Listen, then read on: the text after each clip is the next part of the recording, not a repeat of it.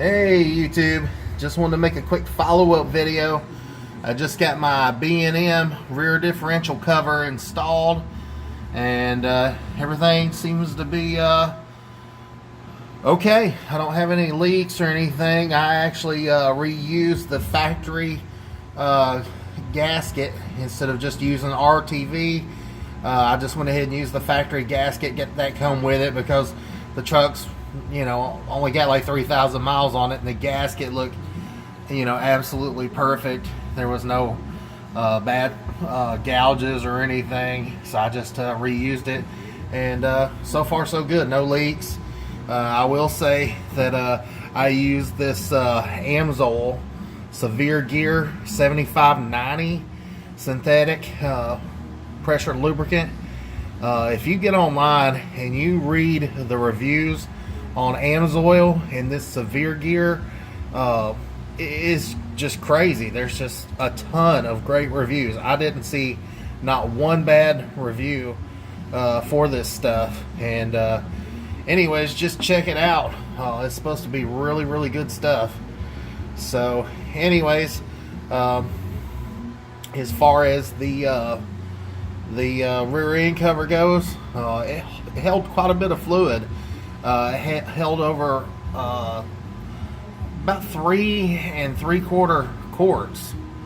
I mean, I couldn't believe how much fluid it held. I didn't think that it would hold that much, but it held about 3 3/4 quarts. So I thought that was quite a bit, and I dropped just a little bit, so you can account for just a little bit. So it's just shy of 3 3/4. But anyways, I'll go ahead and tell you the bolts here, they get tightened to 15 foot-pounds, and the preload bolts right here get tightened to 5 foot-pounds, and then you tighten the jam nuts down so they can't move out.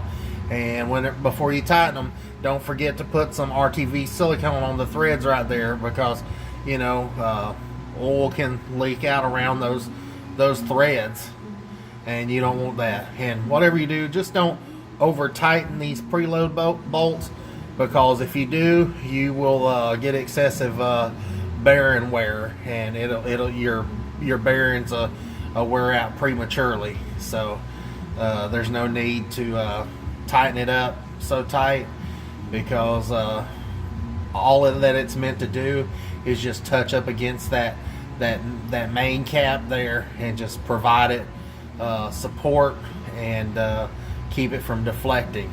So, you know, there's no need to tighten them up. And anyways, one thing that I will tell you is right here at the top there is a bracket that hooks on. It will have to be ground one of the little ears off of it. It has to be modified. It takes literally 2 seconds with an angle grinder. And anyways, other than that, everything went on pretty easy. One thing that I did do that it did say in the instructions to do it, I went ahead and did it. Probably not a lot of you guys will do it, but I went through and cleaned every one of the bolt holes with a tap. And trust me, it's a great idea, because they were full of shavings. Even though this is a new rear end, the threads really needed to be chased out. So whenever you do this install with the B&M rear differential cover, definitely just take an extra 20 minutes and clean them all out real good. Make sure you use cutting oil.